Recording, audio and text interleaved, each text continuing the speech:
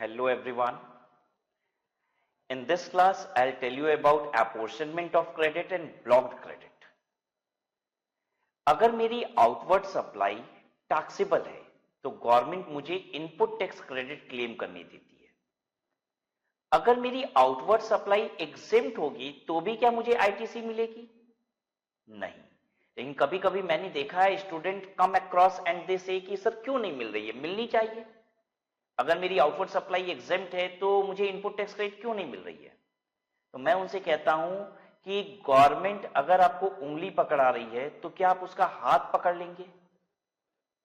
एक बात बताइए, क्या गवर्नमेंट ने आपकी आउटवर्ड सप्लाई पे टैक्स न लेके आपको फायदा पहुंचाया है कि नहीं? फायदा तो पहुंचाया है। मेरी आउटवर्ड सप्लाई पे गवर्नमेंट मुझसे जीएसटी नहीं ले रही है।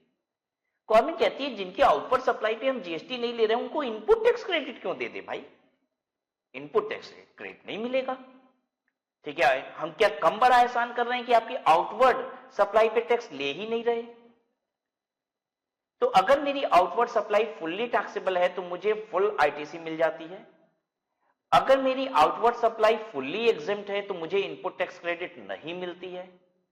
लेकिन वहां क्या होता होगा जहां पे आपकी कुछ आउटवर्ड सप्लाई एग्जेम्प्ट है और कुछ टैक्सेबल है? कुछ आउटवर्ड सप्लाई एग्जेम्प्ट है और कुछ टैक्सेबल है, तो क्या आपको पूरी आईटीसी मिलनी चाहिए? मुझे तो नहीं लगता और गवर्नमेंट को भी ऐसा नहीं लगता। गवर्नमेंट कहती है जब आपकी आउटवर्ड सप्लाई पूरी टैक्सेबल नहीं है, कुछ एग्जेम्प्ट भी है, तो इनपुट टैक्स क्रेडिट भी तो आपका पूरा नहीं मिलना चाहिए, वो भी कुछ कम मिलना चाहिए। तो यहां पे आपके इनपुट टैक्स क्रेडिट को प्रोपोर्शनेट कर दिया जाता है। आपका इनपुट टैक्स क्रेडिट थोड़ा मिलेगा तो थोड़ा डूबेगा भी।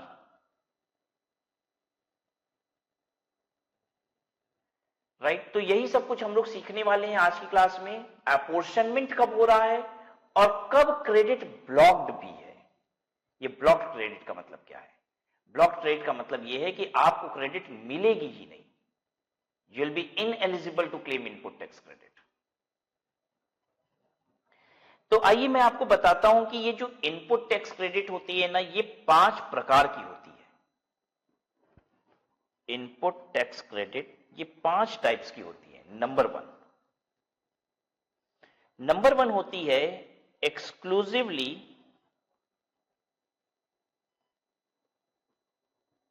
टैक्सेबल। नंबर 2 होती है एक्सक्लूसिवली एग्जेम्प्ट। नंबर 3 होती है कॉमन क्रेडिट।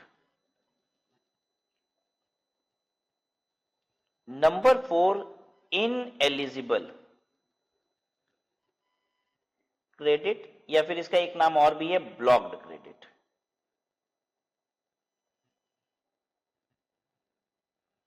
ठीक है, और 5वां है नॉन बिजनेस क्रेडिट।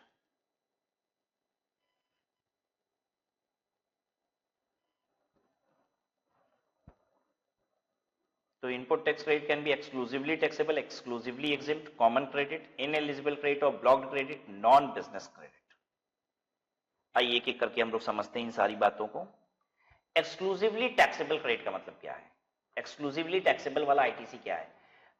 वो इनपुट टैक्स क्रेडिट मतलब वो परचेजेस का टैक्स, ये हम सब आईटीसी की बात कर रहे हैं तो परचेज वाले टैक्स की बात कर रहे हैं। वो परचेज वाला टैक्स जिस परचेज से आप जो आउटवर्ड सप्लाई करते हैं ना, वो पूरी टैक्सेबल होती है। एक्सक्लूसिवली टैक्सेबल का मतलब, एक्सक्लूसिव टैक्सेबल आईटीसी क्या है? मतलब वो परचेज का टैक्स, वो परचेज वाला टैक्स जिसकी आउटवर्ड सप्लाई आपकी टैक्सेबल है। अगर नहीं समझ में आ रहा है ना तो ज्यादा जोर ना दीजिए, मेरी बात को बस सुनते रहिए, मैं एग्जांपल से भी इन बातों को करूंगा अभी। एक्सक्लूसिवली एग्जेम्प्ट क्या है, बस ध्यान से सुनिए। वो परचेज वाला टैक्स जिस परचेज की आउटवर्ड सप्लाई आपकी एग्जेम्प्ट होती है, वो परचेज वाला टैक्स जिसकी आउटवर्ड सप्लाई एग्जेम्प्ट होती है। कॉमन क्रेडिट क्या है? वो परचेज वाला टैक्स, वो परचेज वाला टैक्स जिसकी आउटवर्ड सप्लाई एग्जेम्प्ट भी है, टैक्सेबल भी है। इनएलिजिबल क्रेडिट वो परचेज वाला टैक्स जिसकी क्रेडिट मिलती नहीं है, चाहे कुछ भी हो जाए नहीं मिलेगी ये क्रेडिट। नॉन बिजनेस क्रेडिट वो परचेज वाला टैक्स जो परचेज मैंने अपने बिजनेस के लिए किया ही नहीं है, वो परचेज वाला टैक्स जो परचेज मैंने अपने बिजनेस के लिए किया ही नहीं है।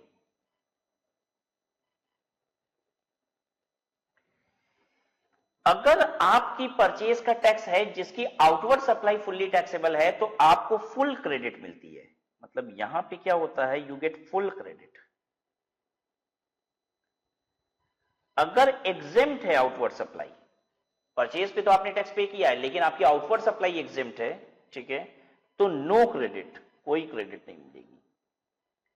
कॉमन क्रेडिट जो होता है ये एपोर्शन होता है, ये बांटा जाता है। मतलब अगर आपकी आउटवर्ड सप्लाई कुछ टैक्सेबल है कुछ एग्जेम्प्ट है तो आईटीसी को हम बांट देंगे। इनएलिजिबल क्रेडिट, ब्लॉक क्रेडिट मतलब है नो क्रेडिट, ये तो क्रेडिट मिलेगी ही नहीं। और नॉन बिजनेस, बिजनेस से रिलेटेड वो परचेज ही नहीं थी आपकी तो भी क्रेडिट नहीं मिलेगी, नो क्रेडिट। तो देखिए कहां पे आपको ज्यादा दिमाग नहीं लगाना। देखिए एक्सक्लूसिवली एग्जेम्प्ट है तो क्रेडिट मिलनी ही नहीं है, इनएलिजिबल में क्रेडिट मिलनी ही नहीं है, नॉन बिजनेस में क्रेडिट मिलनी ही नहीं है, एक्सक्लूसिवली टैक्सेबल में फुल क्रेडिट मिलनी है, तो यहां भी कोई ज्यादा पंगा नहीं है। अपोर्शन में ही पंगा है, बांटना कैसे है। तो इसके लिए दो रूल पढ़ाए जाते हैं, अपोर्शनमेंट के दो रूल है। इनपुट और इनपुट सर्विस के लिए रूल नंबर 42 और कैपिटल गुड्स के लिए रूल नंबर 43। अब आपको समझ में आएगा कि आपको इनपुट, इनपुट सर्विस और कैपिटल गुड्स की क्लासिफिकेशन क्यों सिखाई गई थी। क्योंकि जब तक आपको ये क्लासिफिकेशन नहीं आएगी तो आपको क्रेडिट बांटने नहीं आएगा, क्योंकि क्रेडिट बांटने का रूल अलग अलग है। इनपुट, इनपुट सर्विस क्रेडिट को बांटने का रूल है 42 और कैपिटल गुड्स के क्रेडिट को बांटने का रूल है 43।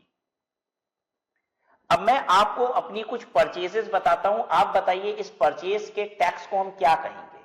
I am talking about few of my purchases. मैं आपको अपनी कुछ परचेजेस बताता हूं और आप मेरी इस परचेजेस को क्या कहेंगे आपको बताना है। लेकिन पता है मेरी परचेजेस की डेफिनेशन वो 1 2 3 4 5 है, ये किस बात पे डिपेंडेंट है कि मेरी आउटवर्ड सप्लाई क्या है, मेरी आउटवर्ड सप्लाई क्या है, इस बात पे डिपेंडेंट है। ठीक है, तो मैं बताता हूं मेरी आउटवर्ड सप्लाई जो है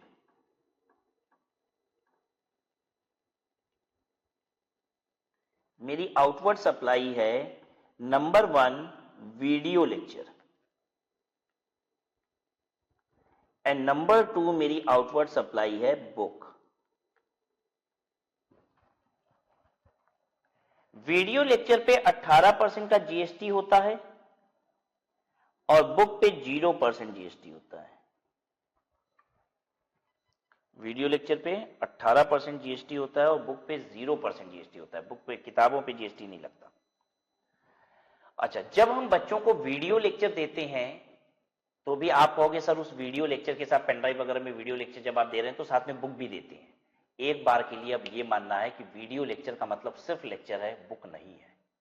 बुक अलग है, बुक 0% वाला आइटम है। बुक जब हम देते हैं तो बुक देते हैं, वीडियो लेक्चर देते हैं तो सिर्फ वीडियो लेक्चर देते हैं। समझ गए? वीडियो लेक्चर के साथ बुक नहीं है, ठीक है, विथ नो बुक।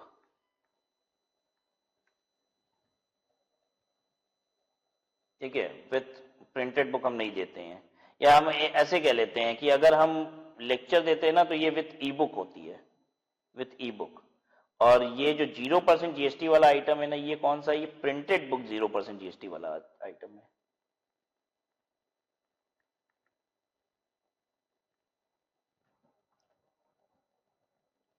ठीक है, ये मेरी आउटवर्ड सप्लाई हो गई। मेरी दो तरीके की आउटवर्ड सप्लाई है, एक टैक्सेबल भी है और एक एग्जेम्प्ट भी है। अब मेरी परचेजेस क्या है मैं आपको बताते जाता हूं, आप बताइए ये परचेज किस में जाएगा, 1 2 3 4 5, वेयर इट विल गो। देखिए मैंने कैमरा परचेज किया हुआ है, ठीक है। नंबर 2 मैंने माइक परचेज किया है। नंबर 3 मैंने पेपर परचेज किया है। पेपर क्यों परचेज करता हूं मैं बताऊं। पेपर परचेज करता हूं बुक प्रिंट कराने के लिए। एक्चुअली मैं किताबें कैसे छपवाता हूं बताऊं। मैं पेपर खरीद लेता हूं और एक वेंडर को फिर मैं वो पेपर भेजता हूं, वो जॉब वर्क पे उसकी प्रिंटिंग करता है। मतलब मैं जॉब वर्क की तरह काम देता हूं कि ये प्रिंटिंग करनी है, पेपर भी मैं ही देता हूं उसको, ठीक है, और वो प्रिंटिंग चार्जेस मुझसे बस ले लेता है। तो पेपर मैं खरीदता हूं बुक के लिए। अब चलिए जरा जल्दी से हम लोग इसको इतना ही क्लासिफाई करने की कोशिश करते हैं। कैमरा की मदद से जो मेरी आउटवर्ड सप्लाई बनती है वो क्या है। कैमरा की मदद से मतलब बिकॉज ऑफ कैमरा हम कौन सी आउटवर्ड सप्लाई देते हैं। Because of camera which outward supply I am giving. Am I giving camera की मदद से मैं वीडियो लेक्चर देता हूं या प्रिंटेड बुक देता हूं या दोनों देता हूं। कैमरा की मदद से मैं क्या दे पाता हूं। कैमरा जो मैंने परचेज किया है ये कौन सी आउटवर्ड सप्लाई करवाता है मुझसे। इसकी वजह से मैं कौन सी आउटवर्ड सप्लाई कर रहा हूं। इसकी वजह से मैं वीडियो लेक्चर दे रहा हूं। क्या कैमरे का किताबों से कोई लेना देना है। नहीं। तो पता है ये कैमरा जो है ये कौन सी आईटीसी हो गई मेरी। ये हो गई नंबर 1 एक्सक्लूसिवली टैक्सेबल वाली। Exclusively taxable. एक्सक्लूसिवली टैक्सेबल का मतलब क्या था मैं फिर से बताऊं। एक्सक्लूसिवली टैक्सेबल का मतलब यह है कि वो परचेज का टैक्स जिस परचेज की मदद से आप टैक्सेबल सप्लाई देते हो। तो कैमरे पे मैंने जो टैक्स पे किया है ना, कैमरे पे जो मैंने टैक्स पे किया है वो एक्सक्लूसिवली टैक्सेबल वाला आईटीसी है। माइक, एक बात बताइए, माइक की मदद से मैं कौन सी आउटवर्ड सप्लाई करता हूं। मैं माइक की मदद से वीडियो लेक्चर देता हूं या किताबें देता हूं। माइक का प्रयोग कहां हो रहा है, कौन सी सप्लाई में। बोलिए। माइक का प्रयोग हो रहा है वीडियो लेक्चर की सप्लाई में। वो किताबों में थोड़ी ना यूज हो रहा है माइक का। तो माइक जो है वो अगेन हो गया एक्सक्लूसिवली टैक्सेबल।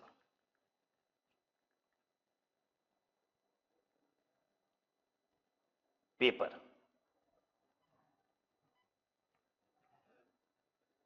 जल्दी बताइए। पेपर मैंने परचेज किया है। क्या पेपर पे जीएसटी होता है। हाँ बता दूं मैं, पेपर पे जीएसटी होता है। 12% जीएसटी का रेट है पेपर पे। लेकिन उस पेपर की मदद से मेरी आउटवर्ड सप्लाई क्या है, किताबें, जो कि फुल्ली एग्जेम्प्ट है। ये एक्सक्लूसिवली एग्जेम्प्ट वाला आईटीसी है। अब इतने से आपको थोड़ी सी बात समझ में आ गई होगी कि कैमरे और माइक की मुझे एक्सक्लूसिवली टैक्सेबल है ना, तो इसकी पूरी क्रेडिट मिलेगी। और जो पेपर पे जीएसटी लगा था ना, पेपर पे भी 12% जीएसटी लगा था, उसकी क्रेडिट हमको नहीं मिलेगी। उसकी क्रेडिट हमको नहीं मिलेगी, नो क्रेडिट। पता है क्यों। क्योंकि हम वीडियो लेक्चर के साथ किताबें नहीं देते। अभी आप सोचिएगा भी मत, अपने दिमाग में ये बात बैठाइएगा भी मत कि सर अगर दे रहे होते तो क्या होता। आप चिंता ना करें, जितना आप कल्पना कर सकते हैं, सोच सकते हैं, उससे ज्यादा मैं पढ़ाता हूं। ठीक है, तो अभी जो एग्जाम्पल की बात कर रहा हूं बस उस पर फोकस कीजिए, सिर्फ उतने पे फोकस कीजिए। क्योंकि मुझे मालूम है कि सिर्फ इतनी बात, बहुत आसान एग्जाम्पल मैंने लिया है जिसमें कॉम्प्लेक्सिटी बिल्कुल नहीं है। इस बात को भी समझने के लिए बहुत दिमाग चाहिए। इतनी बात हमें समझ में आ गई कि पेपर है एक्सक्लूसिवली एग्जेम्प्ट वाला। अब बताइए, मेरी ऑफिस में एसी लगा हुआ है। एसी की मदद से हम कौन सी आउटवर्ड सप्लाई कर रहे हैं। एसी की मदद से, एसी की वजह से हम लेक्चर दे रहे हैं या एसी की वजह से हम किताबें दे पा रहे हैं। बोलिए, आप बताइए भाई। अभी तक क्लियर था ना। कैमरे की मदद से तो भाई वीडियो लेक्चर ही बिक रहा है। माइक की वजह से क्या तैयार होता है, वीडियो लेक्चर ही, तो वो वीडियो लेक्चर की वजह से है। हमारे यहां परचेज में कागज भी परचेज होता है, लेकिन कागज की वजह से किताबें बनती है, तो वो एक्सक्लूसिवली एग्जेम्प्ट वाला हो गया। एसी की मदद से हम क्या दे रहे हैं, किताबें दे रहे हैं या वीडियो लेक्चर दे रहे हैं। भाई साहब एसी की वजह से दोनों ही दे रहे हैं। एसी मेरी ऑफिस में चल रहा है, मेरे रिसेप्शन पे एसी चल रहा है। अब बताइए उस एसी की वजह से क्या जा रहा है। अरे एक स्टूडेंट आता है मेरे ऑफिस में तो वो किताबें भी ले सकता है, वीडियो लेक्चर भी ले सकता है। एसी का ना तो किताबों से डायरेक्ट लिंक है ना वीडियो लेक्चर से है। आई होप आप बात समझ रहे हैं। आपको शायद ऐसा लग रहा होगा कि सर जब क्लास वीडियो रिकॉर्ड करते हैं तभी एसी चलाते हैं। अरे जब किताबें लिखते हैं तो क्या एसी नहीं चलाते हैं? या जो बंदा मेरी किताबों को टाइप कर रहा है वो बिना एसी के है? एसी तो हर जगह यूज हो रहा है कॉमनली। बात समझ में आ रही है? तो एसी क्या है? Common credit. ये दोनों की वजह से है। आया समझ में सबको? अब आप आगे बताएंगे मुझे। बताइए मेरी ऑफिस में फर्नीचर भी परचेज हुआ है, इस पे भी मैंने जीएसटी पे किया है। ये फर्नीचर की वजह से क्या हो रहा होगा? आउटवर्ड सप्लाई क्या होगी मेरी? Video lecture, printed book, common credit है, दोनों ही हो रहा है।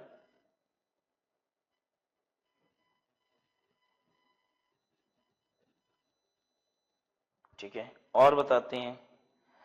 मैंने एक वीडियो इंक्रिप्शन सॉफ्टवेयर लिया है। इंक्रिप्शन सॉफ्टवेयर, आपको भी पता है कि मैं वीडियो इंक्रिप्टेड फॉर्म में आपको प्रोवाइड करता हूं, तो उसके लिए मैंने इंक्रिप्शन सॉफ्टवेयर खरीदा है। इस पे मान लो मैंने इंडिया से खरीदा है, हालांकि विदेश से खरीदे होते तो विदेश से भी खरीदे होते तो भी आईजीएसटी पे किए होते। यस, चलिए ठीक है। अब जल्दी से बताइए, ये जो है ये क्या है? Is it for exclusively taxable और एक्सक्लूसिवली एग्जेम्प्ट और common credit? This is towards exclusively taxable.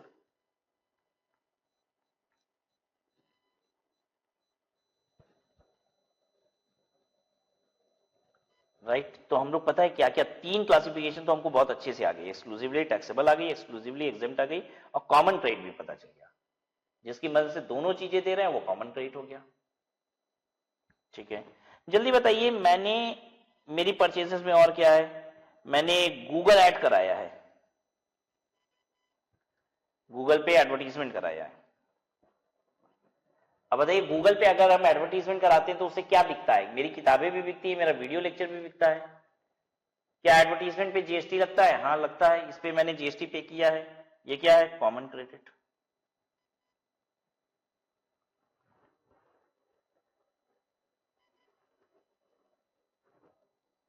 Right,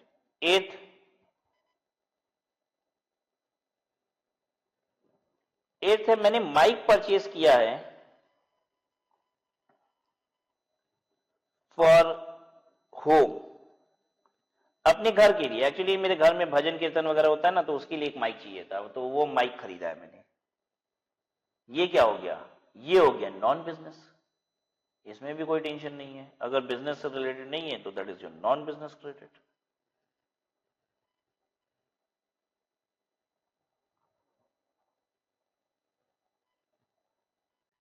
I hope you people know where you are watching me. You are watching me on YouTube channel of Unacademy, जिसका नाम है Unacademy CA Aspire। इस YouTube channel पे India के top educators की free classes available है।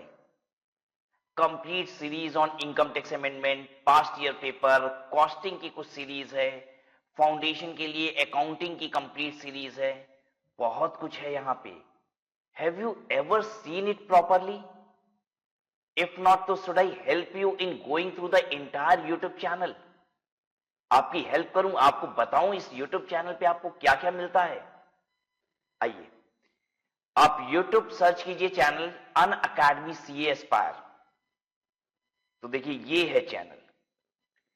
Now यहां पे हम लोग वीडियोस में जाते हैं। I've clicked videos. Now see, past year questions, revision class on time of supply, right? GST का टॉपिक है, issue of debenture, inventory valuation, method of valuation for CA foundation, the entire series of marginal costing, right? There's so many things. तो आप इसका उपयोग लीजिए perfect तरीके से। Playlist में आइए, जहां पे लंबी सीरीज चल रही है उसकी प्लेलिस्ट बनी हुई है। You can find EISSM amendment, series of auditing, income tax amendment.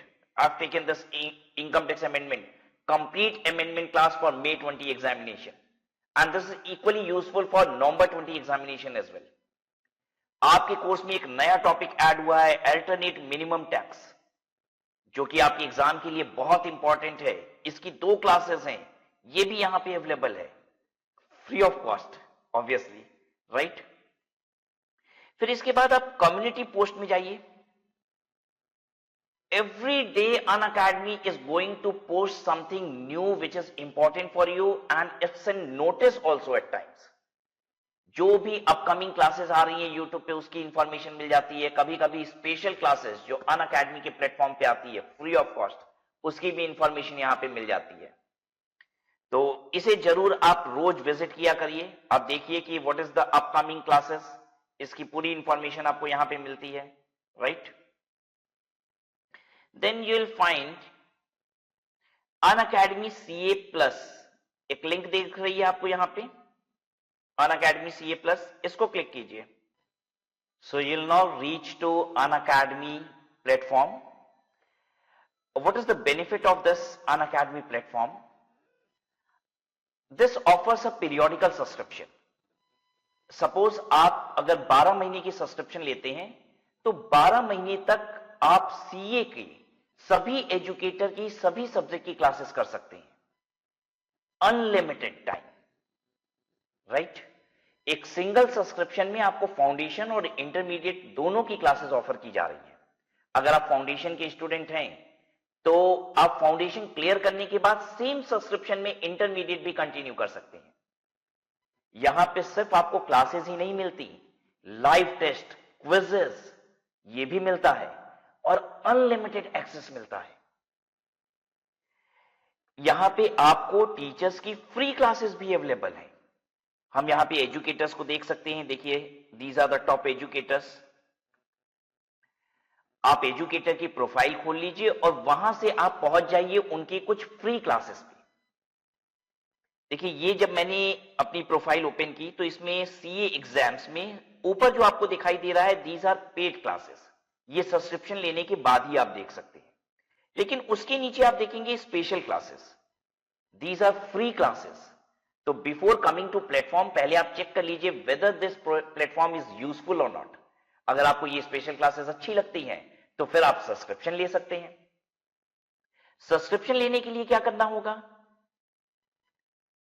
मैं वापस से उस स्क्रीन पे जाता हूं, मेन स्क्रीन पे जहां पे दिया हुआ है आपको गेट सब्सक्रिप्शन, इसे क्लिक कीजिए। तो these are the offerings from Unacademy, 1 month, 3 months, 6 months, 12 months, 24 months, but I'll always refer you to go for longer period subscription, क्योंकि आप जितने लंबे पीरियड का सब्सक्रिप्शन लेते हैं वो उतना सस्ता मिलता है आपको। 24 month subscription is just for rupee 21,000. It is even less than rupee 1,000 per month.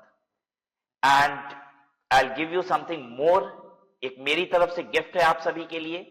You can use the referral code study at home. अगर आप इस कोड को यूज करेंगे तो you'll get again discount. इसको अप्लाई करते हैं, देखिए आपको फिर डिस्काउंट मिल जाएगा इस पे। Now the 24 month subscription is just 18,900. बाकी सब्सक्रिप्शन की भी प्राइसेस कम हो रही हैं। आप अकॉर्डिंगली प्लान कर लीजिए कि आपको कितने समय की सब्सक्रिप्शन रिक्वायर्ड है और बाय कीजिए इसे, right. What our target is? Our target is to ultimately crack CA examination. Let's crack it.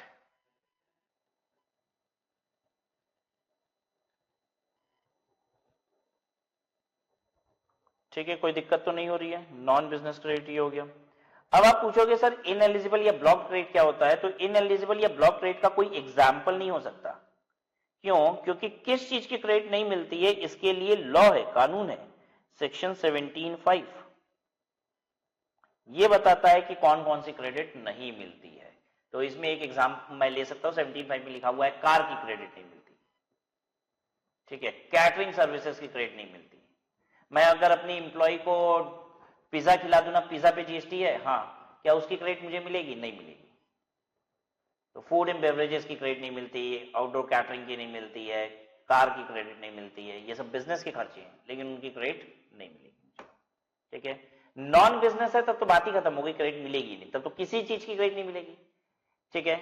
तो जब हम इनएलिजिबल क्रेडिट की बात कर रहे हैं तो am I talking of non business? नहीं भाई, नॉन बिजनेस अगर है तब तो क्रेडिट मिलती ही नहीं है, वो बिजनेस का होगा लेकिन फिर भी इनएलिजिबल है, आपको नहीं मिलेगा। ये बिजनेस का होते हुए इनएलिजिबल है, ये सेक्शन 17(5) बताता है।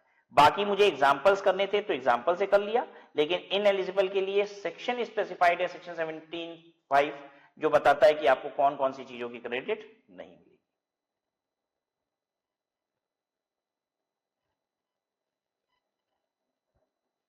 राइट।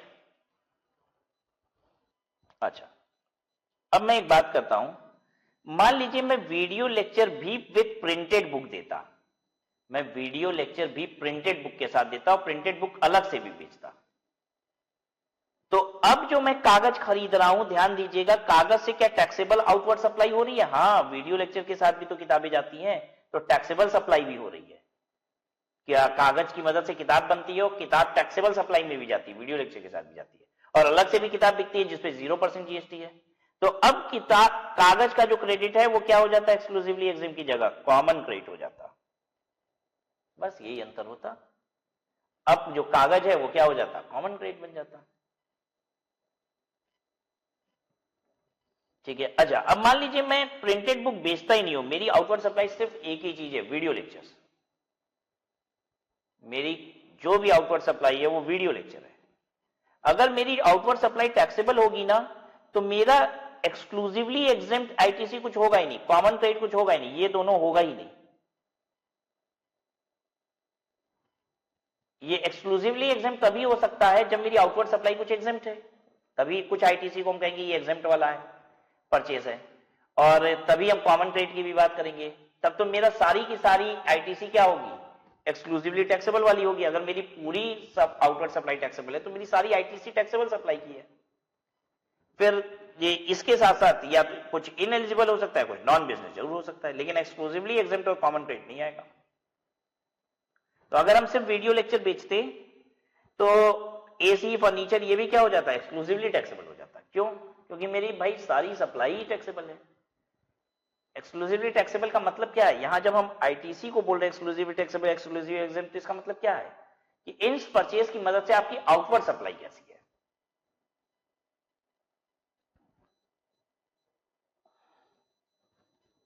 चलिए अब पढ़ाई शुरू करते हैं अपनी। Apportionment of credit and blocked credit. The input tax rate eligibility is based on whether the same is used for taxable supplies or zero rated supplies. Zero rated समझते हैं आप? जीरो रेटेड सप्लाईज का मतलब होता है export, ठीक है। और एक्सपोर्ट सप्लाईज को, एक्सपोर्ट अगर आप करते हैं ना तो आपको सारी इनपुट टैक्स रेट मिलती है, मतलब एक्सपोर्ट वाली आउटवर्ड सप्लाई आपकी टैक्सेबल सप्लाई जैसी होती है। अगर हम एक्सपोर्ट करते हैं तो भी मेरी जो इनपुट टैक्स क्रेडिट है, आईटीसी है, एक्सपोर्ट पे टैक्सेस नहीं लगता, लेकिन वो एक्सक्लूसिवली टैक्सेबल वाली कैटेगरी में ही आईटीसी कहलाएगी, क्योंकि वो आपको पूरी वापस मिल जाती है। ठीक है, तो टैक्सेबल और एक्सपोर्ट को आप एक साथ रखेंगे। Whether the goods or services is used for both taxable and exempted supply, only proportionate credit is eligible for registered person. अगर आप टैक्सेबल और एग्जेम्प्ट सप्लाई दोनों करते हैं तो हम प्रोपोर्शनेट आईटीसी देंगे आपको। Further, a list of ineligible input tax credit is also provided. Ineligible credit की तो लिस्ट प्रोवाइडेड है, वो सेक्शन 17(5) है, स्पेसिफाइड है कि कहां क्रेडिट नहीं मिलेगी। अब प्रोपोर्शनेट क्रेडिट, अगर इनपुट टैक्स क्रेडिट आपका बिजनेस पर्पस के लिए तो आईटीसी मिलेगा, नॉन बिजनेस है तो आईटीसी मिलेगा ही नहीं।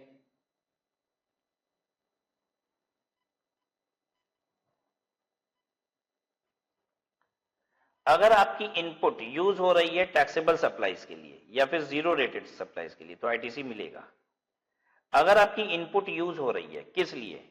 Non taxable supply, exempt supply, nil rated supply, इन सबको मिला के एग्जेम्प्ट सप्लाई कहा जाता है।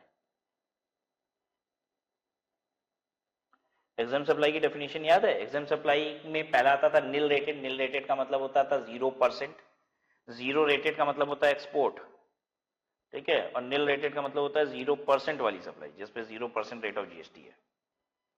तो 0% वाला एग्जेम्प्ट सप्लाईज और नॉन टैक्सेबल सप्लाईज, ये सब क्या है? एग्जेम्प्ट सप्लाई के अंदर आता है। अगर आपकी आउटवर्ड सप्लाई एग्जेम्प्ट सप्लाई है तो ITC will not be available to you, ठीक है। लेकिन अगर मेरी आउटवर्ड सप्लाई दोनों है, एग्जेम्प्ट भी है टैक्सेबल भी है, तो अब क्या होगा? तो अब प्रोपोर्शनेट करेंगे। तो अब जो क्रेडिट होगी कॉमन क्रेडिट को अपोर्शन करेंगे। कॉमन क्रेडिट को बांटा जाता है in the ratio of taxable outward supply and exempt outward supply।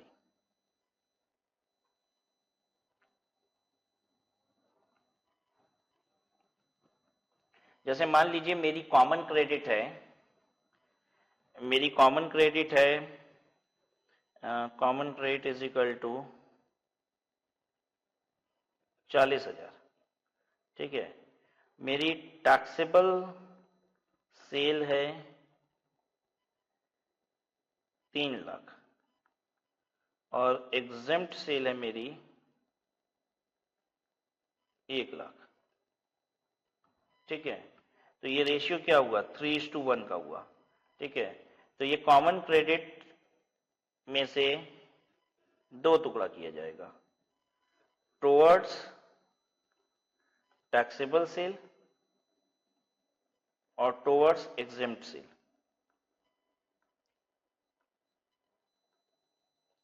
हम कहेंगे 40,000 में से 30,000 रुपए की क्रेडिट टैक्सेबल सेल की वजह से है और 10,000 रुपए एग्जेम्प्ट सेल की वजह से है। मतलब जो भी आपका टर्नओवर होगा ना उस महीने का, जिस महीने की ये कॉमन क्रेडिट है, तो उस महीने के टैक्सेबल सेल और एग्जेम्प्ट सेल के रेशियो में हम बांट देंगे इसको, 3:1 में बांट दिया हमने 40,000 को। ये मुझे अवेलेबल हो जाएगी, आईटीसी अवेलेबल, इतना मुझे मिल जाएगा। और ये 10,000 रुपए की क्रेडिट मुझे नहीं मिलेगी, ये आईटीसी नॉट अवेलेबल हो जाएगा।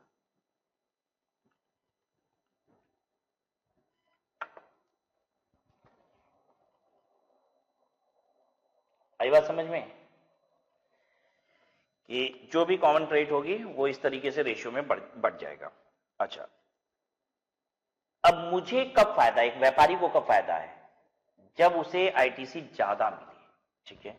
ये मुझे जितना ज्यादा मिलेगा, 40,000 में से 30,000 मिला है, खुश हुए हैं। 40,000 में से 35,000 मिल जाता तो हम और खुश होते, 40,000 में से 38,000 मिल जाता तो हम और खुश होते, हम जितना ज्यादा मिल जाएगा। सरकार कब खुश हो रही है, सरकार कब खुश हो रही है, जितना आईटीसी आपको नहीं मिल रहा है, सरकार तो तब ना खुश होगी, ठीक है, कि आपका क्रेडिट कम होता जाए, कम होता जाए। अब सरकार कह रही है कि ये रेशियो कैसे बनाया जाता है टैक्सेबल सेल और एग्जेम्प्ट सेल का, वो हम बताएंगे। अब टैक्सेबल सेल और एग्जेम्प्ट सेल में किसमें क्या चीज आप काउंट करेंगे, कौन सी सेल को टैक्सेबल माना जाएगा, कौन सी एग्जेम्प्ट माना जाएगा, ये हम बताएंगे, ठीक है। इसका रेशियो कैसे निकाला जाएगा। और इस रेशियो में मैं आपको पहले से बता दूं, गवर्नमेंट ने बेईमानी कर दी है। बहुत सारी चीज जो कहां जानी चाहिए, टैक्सेबल में जानी चाहिए, गवर्नमेंट उसको उठा उठा के एग्जेम्प्ट पे ला रही है। एक्चुअली ध्यान दीजिए, जितना एग्जेम्प्ट सेल ज्यादा होगा आपका, ठीक है, उतना कम आईटीसी आपको मिलेगा।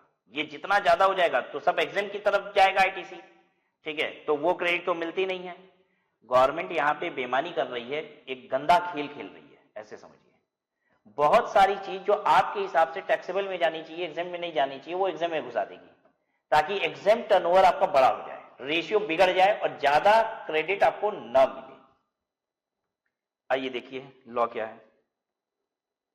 The value of exempt supply shall include, ये किस लिए एग्जेम्प्ट सप्लाई की बात हो रही है, ये बस बांटने के लिए बात हो रही है। गवर्नमेंट ये नहीं कहना चाहती ये एग्जेम्प्ट सप्लाई होती है, गवर्नमेंट कह रही है जब बंटवारा होगा कॉमन क्रेडिट का, जब कॉमन क्रेडिट का बंटवारा होगा for distribution of common credit, आपको क्या चाहिए, आपको चाहिए कि मेरा टैक्सेबल टर्नओवर कितना है और मेरा एग्जेम्प्ट टर्नओवर कितना है, यही चाहिए। तो एग्जेम्प्ट में क्या क्या गिनेंगे, टैक्सेबल में क्या क्या गिनेंगे, ये बताया जा रहा है यहां पे। The value of exempt supply shall include supply on which tax is paid under reverse charge.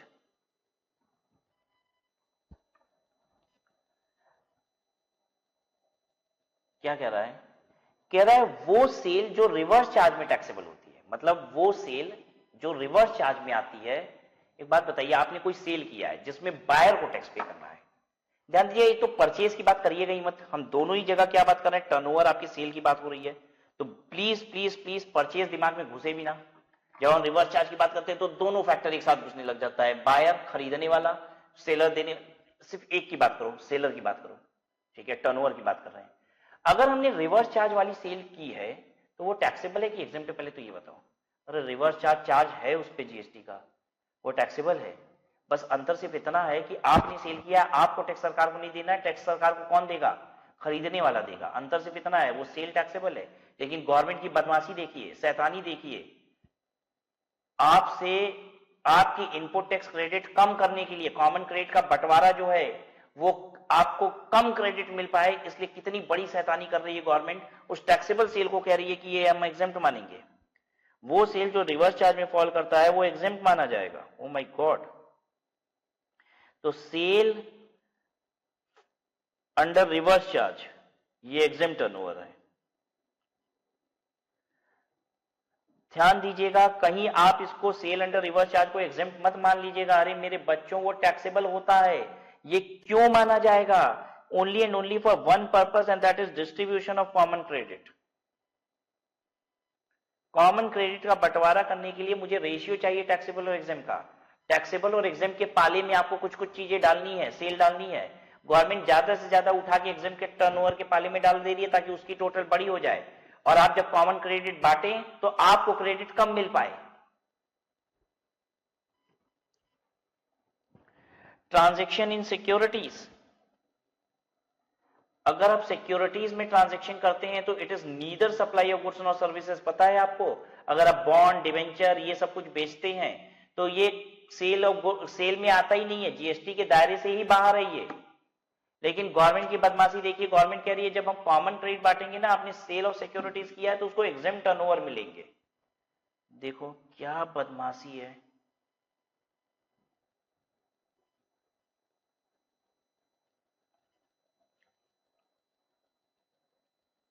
Transaction in securities, अब बॉन्ड, डिवेंचर्स ये सब बेचे हो तो हम एग्जेम्प्ट टर्नओवर में ले लेंगे उसको।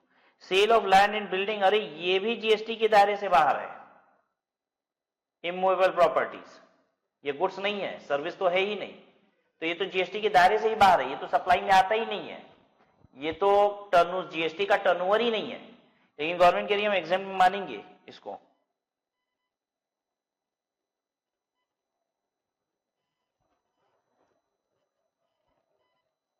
Supplies in respect of which outward supplier is not liable to pay tax but the recipient is made liable to pay tax, मतलब रिवर्स चार्ज वाला। Then due to section 17(3) for limited purpose of restricting input tax rate to the supplier, तो कह रहा है 17(3) के लिए जहां पे गवर्नमेंट चाह रही है कि हम इनपुट टैक्स रेट आपका थोड़ा सा रिस्ट्रिक्ट कर दें, कम कर दें, ठीक है। Who is not made responsible to pay tax due to RCM provision, the value of these supplies will be regarded as exempt supplies। बदमाशी। While arriving at the net available input tax rate, doubt have been raised whether such supplies should be included as exempt supplies by the recipient who pays the tax on RCM। अच्छा, कुछ लोगों ने ये पूछा कि ये किसकी बात कर रहे हो, रिवर्स चार्ज के तहत जो रेसिपेंट है उसके टर्नओवर एग्जेम्प्ट टर्नओवर में काउंट होगा? नहीं भाई, उसका तो परचेज है ना, वो तो सेल की बात कर रहे हैं। तो रिवर्स चार्ज के तहत जो सप्लाई कर रहा है ना, उसके टर्नओवर में काउंट होगा, ठीक है। सेल की बात हो रही है, जिसने परचेज किया है उसके एग्जेम्प्ट टर्नओवर में नहीं, जिसने सेल किया उसके एग्जेम्प्ट टर्नओवर में काउंट होगा। तो कहता है this is not the case as the recipient has not made supply. कह रहा है रेसिपेंट की बात नहीं कर रहे हैं क्योंकि वो सप्लाई कहां की, हम तो सप्लाई की बात कर रहे हैं ना, ठीक है।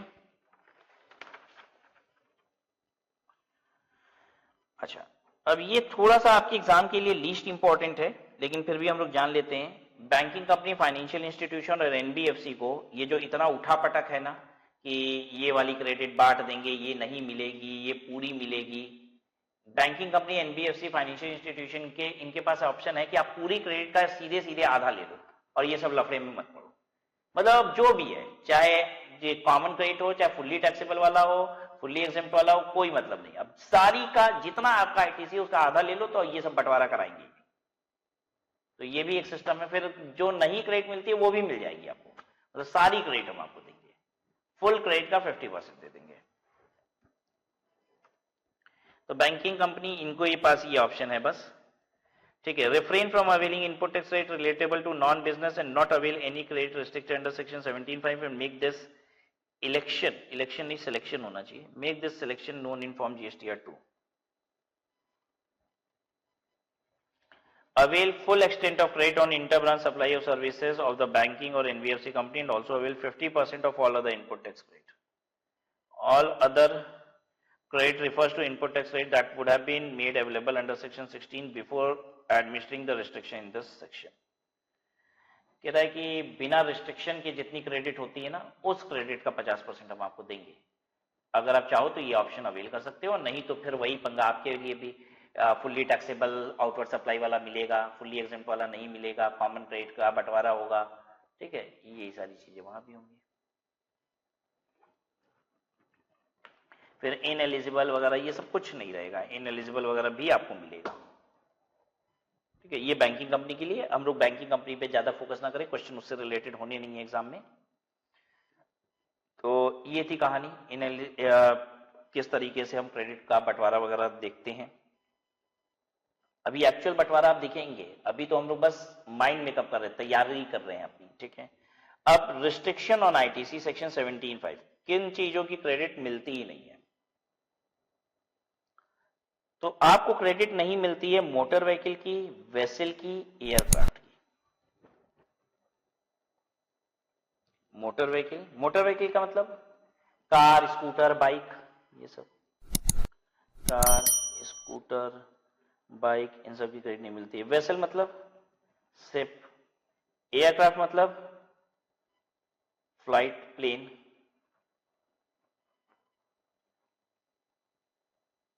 ठीक है, इसकी क्रेडिट नहीं मिलती है। अच्छा, अब मैं फिर से समझाने की कोशिश करता हूं कि इसकी क्रेडिट कब नहीं मिलती है और इसकी क्रेडिट कब मिलती है। ध्यान से सुनिएगा, मैं सिर्फ आपका माइंड तैयार कर सकता हूं। क्या मैं कुछ भी यहां पे बोल सकता हूं? नहीं, सेक्शन 17(5) सीधे बता रहा है इसकी मिलेगी, इसकी नहीं मिलेगी।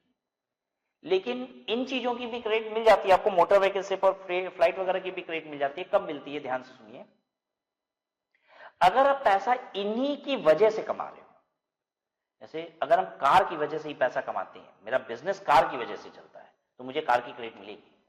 मेरा बिजनेस शिप की वजह से चलता है, एयरक्राफ्ट की वजह से चलता है, मुझे क्रेडिट मिलेगी।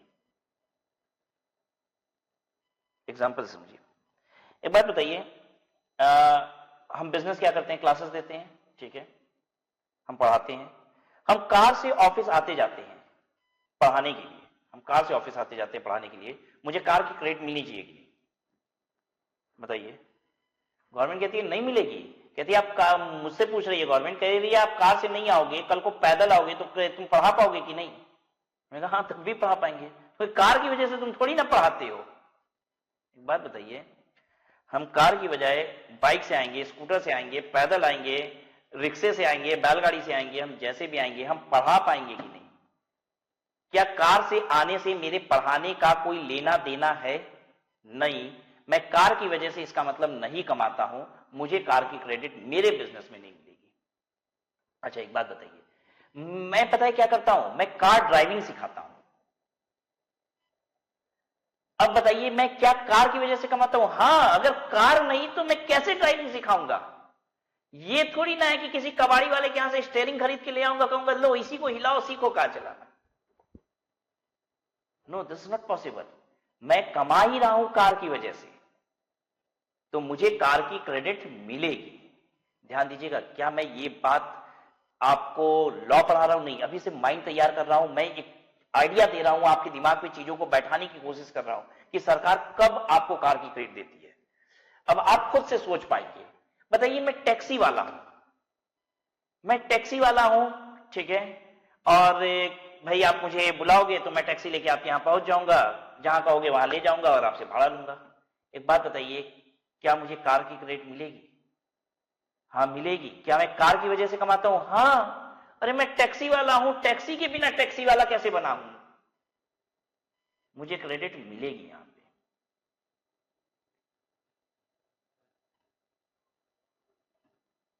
राइट।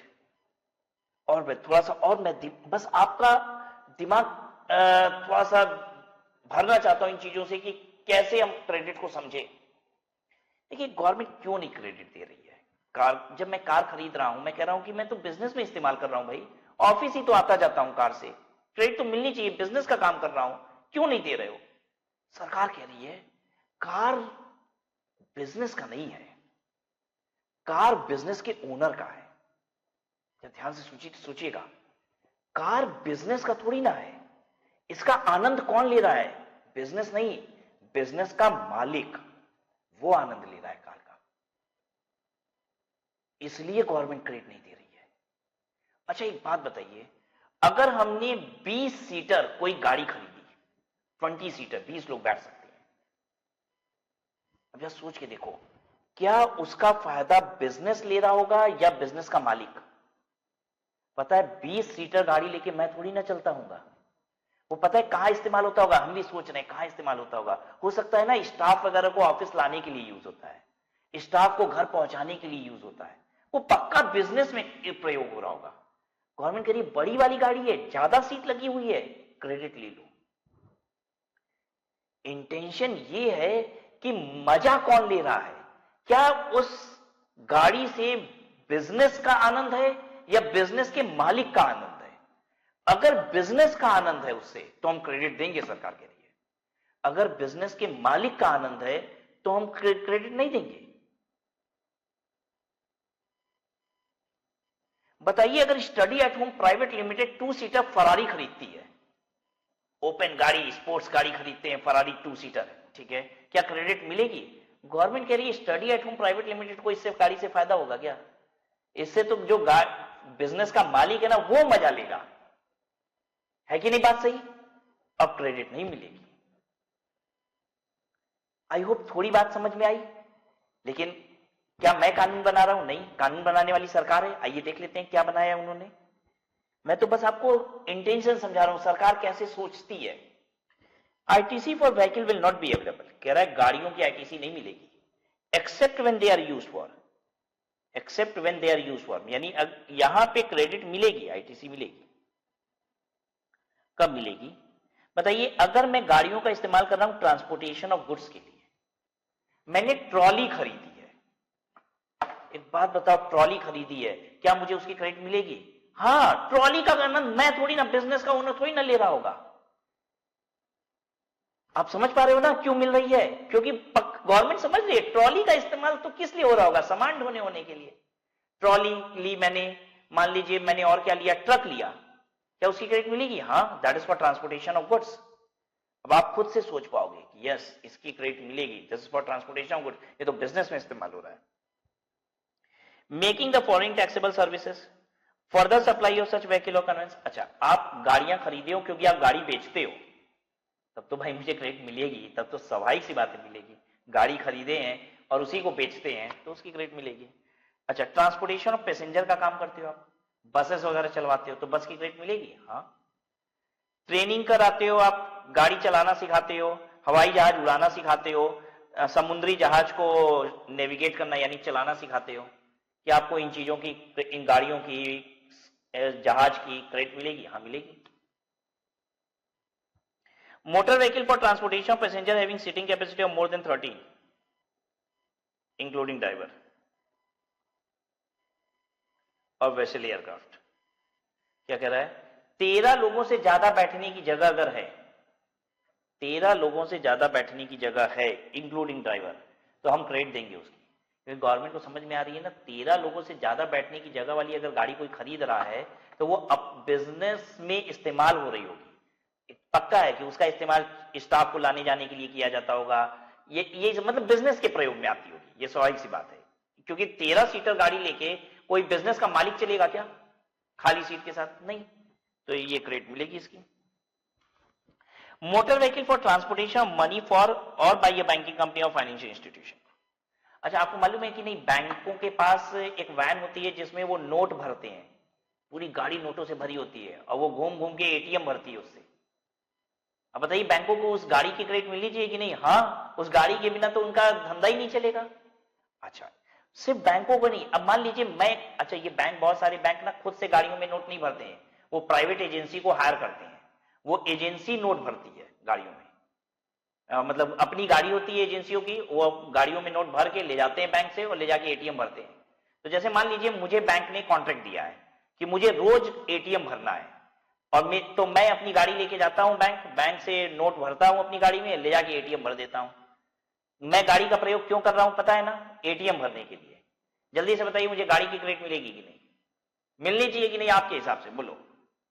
हाँ भाई, अगर वो गाड़ी नहीं होती तो कैसे कमाते? सर पे लेके नोट जाते? नहीं ना पॉसिबल है उसके बिना, तो क्रेडिट मिलेगी। अब आखिरी बात, यानी अब क्रेडिट कौन सी नहीं मिली है आप समझ गए। हम कोचिंग क्लासेस आने जाने के लिए कार रखे हैं, क्रेडिट मिलेगी? नहीं। ठीक है।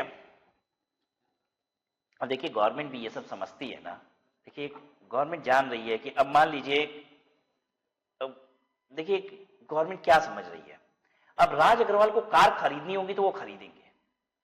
देखिए उसको क्रेडिट दें चाहे ना दें, और अगर क्रेडिट देंगे तो झूठ मूठ का गवर्नमेंट कह रही है मेरा नुकसान है, झूठ मूठ का मेरा नुकसान है।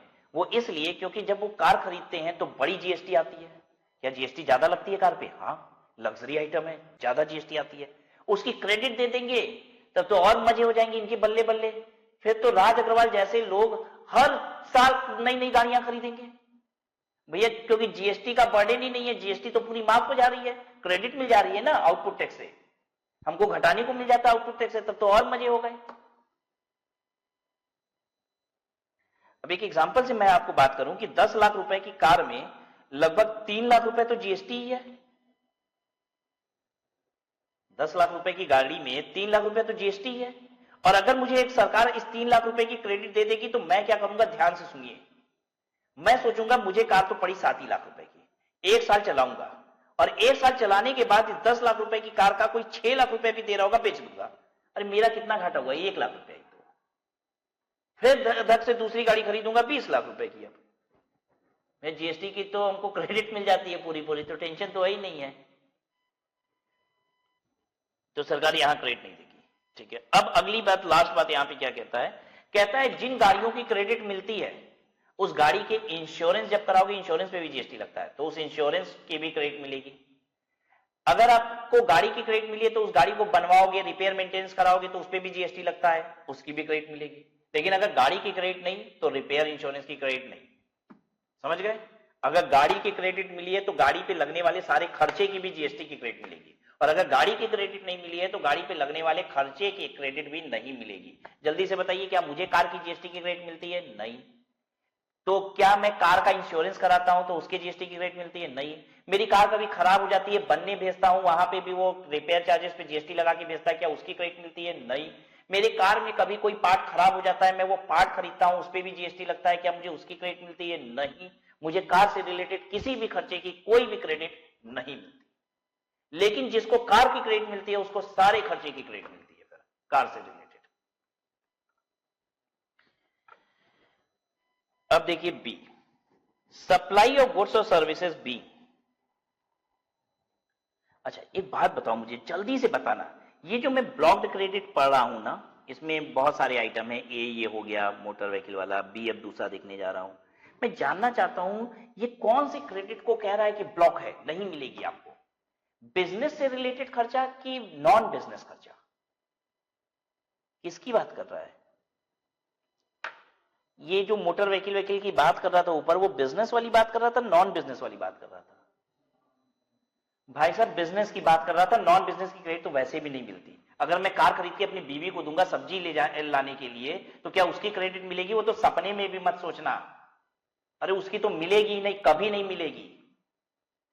बिजनेस के लिए अगर खर्चे हो रहे हैं तो भी क्रेडिट नहीं मिलेगी। अब ये बताया जा रहा है यहां पे, अरे नॉन बिजनेस का तो मिलता ही नहीं साहब, नॉन बिजनेस का तो कभी नहीं मिलता। ठीक है, मेरे घर पे जितना सामान आएगा उसकी क्रेडिट कभी मुझे नहीं मिलेगी, उसमें कुछ नहीं सोचना। उसमें सरकार कोई ना बोलेगी देखो कार की नहीं देंगे, तो कार की नहीं दोगे तो इसका मतलब घर में सोफा सेट लगा उसकी दे दी हो क्या, टीवी लगा उसका दे दी हो क्या? अरे किसी चीज का ही नहीं मिलता घर के, तो कोई भी सामान की। ठीक है, मैं क्यों ये बात बोल रहा हूं, मैंने कई बार ऐसे पूछा है, मैंने लाइव क्लासेस में बच्चे से पूछा, ये पढ़ाने की बात पूछा, अच्छा बताओ बिजनेस की बात कर रहे थे नॉन बिजनेस? अच्छा बोलता है नॉन बिजनेस। तो मेरा तो दिमाग खराब हो गया तुम्हें पढ़ा के। अरे यार नॉन बिजनेस की तो कोई भी क्रेडिट नहीं मिलती, तो फिर मैं चिल्ला चिल्ला के गला फाड़ के क्या बता रहा हूं आपको, बिजनेस वाली क्रेडिट नहीं मिलेगी। मैं बार बार कह रहा था मैं कोचिंग आता हूं कार से, पढ़ाने आता हूं, सिर्फ इसलिए इस्तेमाल करता हूं कार की क्रेडिट मिलेगी नहीं। जिस दिन मैंने ये कह दिया होता मैं कार से पिक्चर देखने जाता हूं, तो सवाल ही नहीं उठता क्रेडिट का भाई साहब। फिर बताइए, अब ये नीचे ये सब बात कर रहा है, food beverages, outdoor catering, beauty treatment, health services, cosmetic, plastic, ये किसकी बात हो रही है? बिजनेस खर्चे की नॉन बिजनेस? बिजनेस का, अगर ये सब बिजनेस का खर्चा ना तो भी आपको क्रेडिट नहीं मिलेगी, नॉन बिजनेस में तो मिलती ही नहीं है। अच्छा क्या बिजनेस का फूड बेवरेजेस का खर्चा हो सकता है? हाँ, बिजनेस में फूड बेवरेजेस के खर्चे होते हैं, ठीक है। आप स्टाफ को जो भी आपने खिला, मान लीजिए मैंने किसी दिन मैकडोनल्ड से बर्गर मंगा दिया, ठीक है, सारे स्टाफ के लिए, क्या ये बिजनेस का खर्चा है? जल्दी बताइए, मैंने स्टाफ को बर्गर खिलाया, ये बिजनेस का खर्चा है? हाँ, बिजनेस का खर्चा है। क्या बर्गर पे जीएसटी लगा था? लगा था कि नहीं लगा था? क्या मुझे उसकी क्रेडिट मिलेगी? नहीं मिलेगी, ठीक है। अब मैं आपसे पूछूं, मैंने बर्गर ना अपने घर वालों के लिए मंगाया था, अरे भाई साहब ये नहीं बोल रहा है कि क्रेडिट नहीं मिलेगी, वो तो मिलता ही नहीं है, वो तो कुछ भी नहीं मिलता, ठीक है। नॉन बिजनेस तो मिलता ही नहीं है, ये बात हो रही है बिजनेस वाली, राइट। आउटडोर कैटरिंग क्या है? अब आउटडोर कैटरिंग क्या है? मैंने बर्गर मंगवाया नहीं मैकडोनल्ड से, मैंने रामलाल हलवाई को बोला आ जाओ ऑफिस में और एक काम करो, पूरी सब्जी जलेबी बना दो सारे स्टाफ के लिए, बिजनेस का खर्चा है? बोलो जल्दी से। रामलाल हलवाई बुलाया और ऑफिस में ही पूरी कचौड़ी ये सब बनेगा, बिजनेस का खर्चा है कि नहीं है? रामलाल हलवाई ने अपनी बिल में जीएसटी लगाया, रजिस्टर्ड व्यापारी था, बड़ा हलवाई था वो, ठीक है, जीएसटी रजिस्टर्ड, जीएसटी लगा के बिल बना के दिया मुझे उस जीएसटी की क्रेडिट मिलेगी? नहीं। ब्यूटी ट्रीटमेंट, अब एक बात बताइए, ब्यूटी ट्रीटमेंट भी बिजनेस का खर्चा हो सकता है क्या? हाँ बिल्कुल हो सकता है। पता है मेरी सेक्रेटरी जितनी सुंदर दिखती है उतना बिजनेस मुझे आता है, पॉसिबल है? हाँ, बहुत सारे बिजनेस में होता है, जितनी प्यारी मेरी सेक्रेटरी होगी उतना बिजनेस आता है। जब भी क्लाइंट मुझसे मिलने आता है मेरी सेक्रेटरी को देख के बिजनेस दे जाता है। तो इसलिए मैंने अपनी सेक्रेटरी का ब्यूटी ट्रीटमेंट कराया, जो खर्चा आया वो बिजनेस खर्चा है, बिजनेस का खर्चा है। ध्यान दीजिए, मैं अपने पीएल में दिखाऊंगा बिजनेस का खर्चा है भाई, बिजनेस की वजह से ब्यूटी ट्रीटमेंट कराया, नहीं तो क्यों कराते हैं?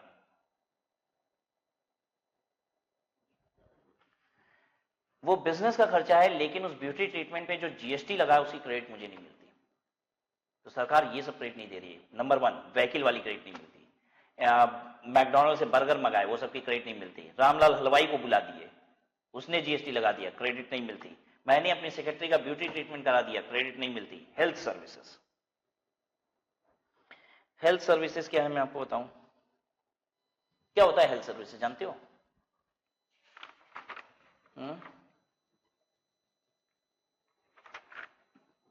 हेल्थ सर्विसेज, जिम वगैरह या नहीं आता हेल्थ सर्विसेज में। आपने कभी वो देखा है, बैनर कभी देखा होगा सड़क पे चलते हुए, 15 दिन में 15 किलो वजन घटाएं, देखे हो ये सब, 1 हफ्ते में 2 इंच हाइट बढ़ाएं, ये सब होते हैं हेल्थ सर्विसेज। वो कहते हैं कि आइए मैं जादू करूंगा एक आपकी बॉडी के साथ, ठीक है, और आप 15 किलो वजन 15 दिन में घटा लेंगे। आई डो नॉट नो क्या क्या करते हैं सब, ये जो भी है हेल्थ सर्विसेज है, ठीक है। इस पे जीएसटी लगता है? हाँ जीएसटी लगता है, ठीक है। मैंने अपने इंप्लॉय को हेल्थ सर्विस दिलाई, 15 दिनों में 15 किलो उसका वजन घटवाया, क्यों? अरे जरूरी है, आपको पता है ये सारी चीजें कराई जाती हैं बहुत सारी एयरलाइंस में। क्या एयर होस्टेसेस पे ब्यूटी ट्रीटमेंट का खर्चा होता है कि नहीं? हाँ, आप फ्लाइट में बैठिए, देखिए कितना सज धज के एकदम तैयार होकर सारी एयर होस्टेस आई हैं, कौन खर्चा किया? ये एयरलाइन कंपनीज की है, ठीक है। हेल्थ सर्विसेज मैंने अपने इंप्लॉय को दिलाई, बिजनेस का खर्चा है, क्या जीएसटी की क्रेडिट मिलेगी? नहीं मिलेगी। Now coming to cosmetic and plastic surgery, मैं बार बार इंप्लॉय क्यों बोल रहा हूं, आप समझ रहे हो? क्योंकि आपके दिमाग में बैठाना चाहता हूं कि मैं बिजनेस का खर्चा कर रहा हूं, प्लीज ये बात समझिएगा, मैं बार बार इसीलिए बोल रहा हूं। बताइए, क्या मैं अपनी वाइफ का ब्यूटी ट्रीटमेंट करा दूंगा, उसकी जीएसटी क्रेडिट की मैं आपसे बात पूछूंगा? अरे वो तो प्रश्न ही नहीं उठता, मिलेगा ही नहीं, ठीक है। कॉस्मेटिक एंड प्लास्टिक सर्जरी, क्या होता है कॉस्मेटिक एंड प्लास्टिक सर्जरी? सुने होंगे आप, कॉस्मेटिक सर्जरी, प्लास्टिक सर्जरी, दोनों एक ही चीज है वैसे तो, कॉस्मेटिक सर्जरी और प्लास्टिक सर्जरी एक ही चीज होता है, बस अंतर इतना होता है कि अगर आप में कोई डिफेक्ट है आपकी बॉडी में और उस डिफेक्ट को सही कराने के लिए आप वो सर्जरी करा रहे हो तो वो प्लास्टिक सर्जरी कहलाती है। हम सुंदर हैं लेकिन अति सुंदर होना चाहते हैं, इसलिए मैंने एक सर्जरी कराई। मैंने कहा ये चेहरा ना ये थोड़ा सा इधर से ये और ऐसे करके अगर ये चेहरा आता ना तो बड़ा मजेदार लगता, मतलब मैं सुंदर तो हूं, अति सुंदर दिखना चाहता हूं, इसके लिए एक सर्जरी करा दे रहा हूं, तो this is called cosmetic surgery, ठीक है, ये जो हीरो हीरोइन होते हैं ये सब कराते रहते हैं, वो सुंदर में और सुंदर दिखना चाहते हैं, राइट, तो दैट इज कॉस्मेटिक सर्जरी। अब प्लास्टिक सर्जरी क्या होता है, बॉडी में कोई एबनॉर्मेलिटी है तो उसके लिए, जैसे आपने देखा होगा होठ कटा रहता है किसी का कान कटा हुआ है, नाक टेढ़ी है, व्हाटएवर, कोई डिफेक्ट है बॉडी में, ठीक है, उंगली कटी हुई है, तो अगर कोई डिफेक्ट है बॉडी में और उसको सही किया जा रहा है then it is plastic surgery. और अगर ये मैंने कराया है अपने बिजनेस एम्प्लॉय के लिए तो ऑब्वियसली ये मेरा बिजनेस का खर्चा है, और लेकिन फिर भी मुझे इस पे जीएसटी की क्रेडिट नहीं मिलेगी। लेकिन अब यहां पे बोलता है अलाउड, मिलेगी कब, आइए सुनिए कब मिलेगी। पहले पढ़ देता हूं फिर आपको समझाता हूं एग्जांपल से। अलाउड, देखो आपको कितना समझ में आया। अलाउड ओनली इफ गुड्स और सर्विसेज और both of a particular category are used toward making taxable outward supplies of the same category of goods or services or both as an element of taxable composite or mixed supply। पता नहीं sir क्या क्या बोल गया, नहीं समझ में आया कब मिलेगी। देखो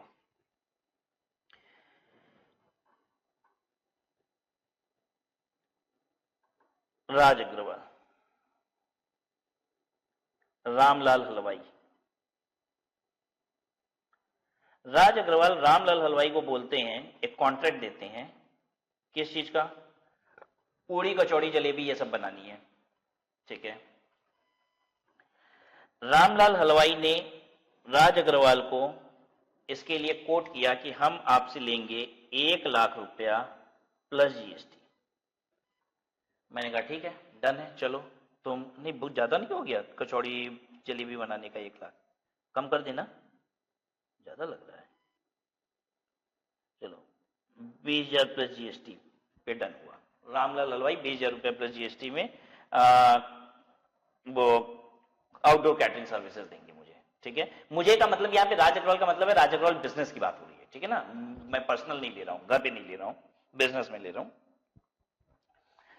अब रामलाल हलवाई ठहरा बड़ा कॉन्ट्रैक्टर, ठीक है, उसने कॉन्ट्रैक्ट तो ले लिया, लेकिन उसने ये कॉन्ट्रैक्ट पता है किसको दे दिया, श्यामलाल हलवाई को, ठीक है। उसने कहा कि तुमको पूड़ी कचौड़ी बनानी है किसके यहां, राज अग्रवाल के यहां, राज अग्रवाल के ऑफिस में बनानी है, ठीक है।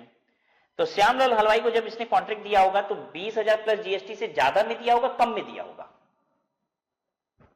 अब ये इससे कितना लेगा, इसने कॉन्ट्रैक्ट इसको दे दिया, ये सब कॉन्ट्रैक्ट कर दिया इसको, तो श्यामलाल हलवाई रामलाल हलवाई को इनवॉइस कितने की देगा, आपको क्या लगता है, 20,000 प्लस जीएसटी से ज्यादा की कम की, बोलो बोलो, कम की बिल देगा ज्यादा की, सही सी बात है, रामलाल हलवाई कमाएगा ना यहाँ पे।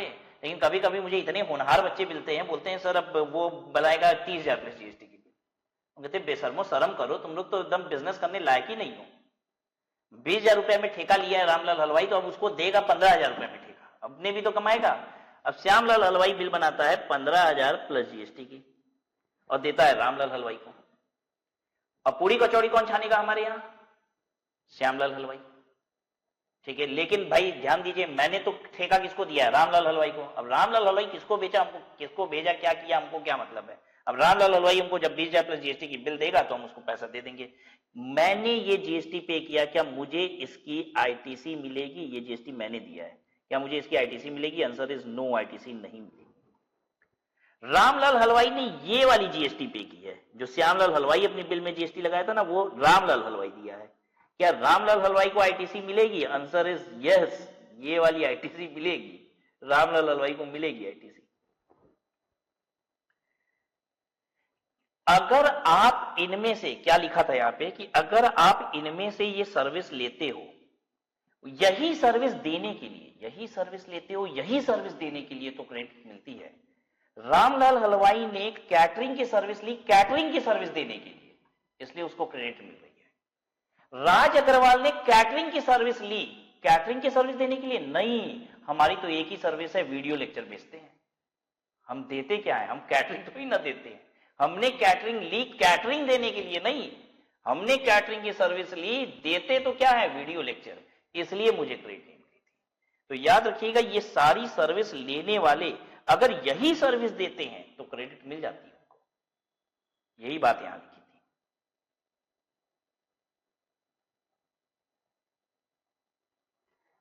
आइए फिर से समझिए।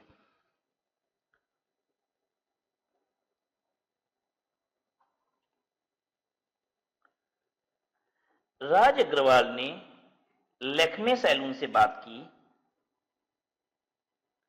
अपनी सेक्रेटरी के ब्यूटी ट्रीटमेंट के लिए। ठीक है, मैंने लैक्मे सैलून को कॉन्ट्रैक्ट दिया ब्यूटी ट्रीटमेंट का, ब्यूटी ट्रीटमेंट का। अपना नहीं करा रहे हैं बच्चों, ठीक है, हम तो वैसे ही बहुत स्मार्ट हैं। ब्यूटी ट्रीटमेंट फॉर स्टाफ,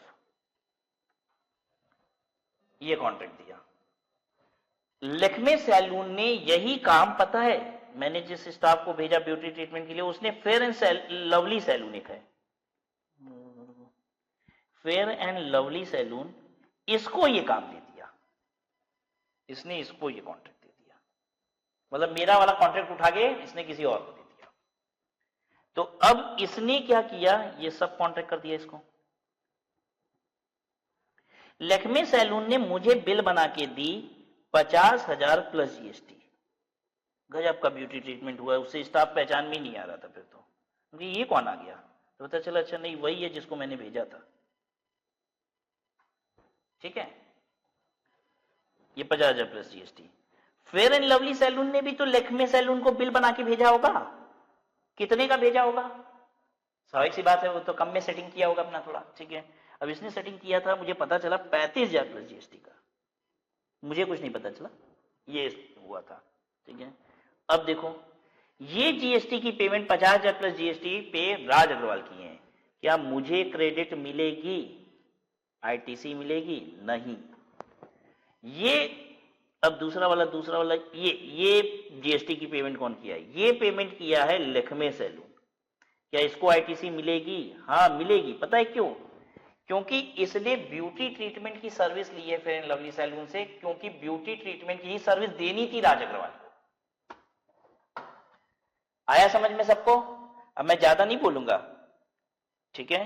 अब ये सारी सर्विस को याद रखिए कि ये सारी सर्विस की क्रेडिट नहीं मिलती है, लेकिन अगर कोई ये सर्विस लेता है यही सर्विस देने के लिए तो क्रेडिट मिलती है।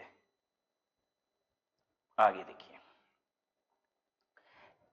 Life and health insurance, employ का लाइफ एंड हेल्थ इंश्योरेंस कराया हमने।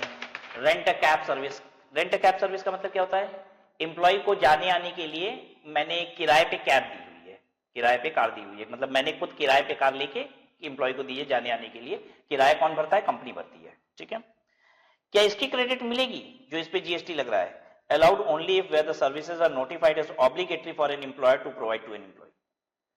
अगर ऑब्लिगेटरी है एम्प्लॉयर के लिए कि ये सर्विसेज एम्प्लॉय को देना पड़ेगा, किसी भी कानून के तहत अगर ये ऑब्लिगेटरी है एम्प्लॉयर के ऊपर कि आपको ये सर्विस देनी है एम्प्लॉय को, तो क्रेडिट मिल जाएगी, नहीं तो नहीं मिलेगी। किसी भी कानून में अगर ये ऑब्लिगेशन है, लाइफ इंश्योरेंस, हेल्थ इंश्योरेंस देना है, रेंट कैब देना है, तो आपको क्रेडिट मिलेगी, नहीं तो नहीं मिलेगी। फिर कुछ चीजें ऐसी हैं जिनकी क्रेडिट कभी नहीं मिलेगी। मेंबरशिप ऑफ क्लब, मैंने एम्प्लॉय को क्लब की मेंबरशिप दिलवा दी, नहीं मिलेगी। Health and fitness centre, gym Vim join करा दिया, क्रेडिट नहीं मिलेगी जीएसटी के। ट्रेवल बेनिफिट मैंने एम्प्लॉय को दिया है, घूमने जाने के लिए दिए हैं, तो होटल बुकिंग कराए थे, एयर टिकट वगैरह कराए थे, उस पर जीएसटी लगी थी, उसकी क्रेडिट मिलेगी? नहीं, नेवर अलाउड। समझ में आ रहा है सब? जोर पड़ रहा है दिमाग पे?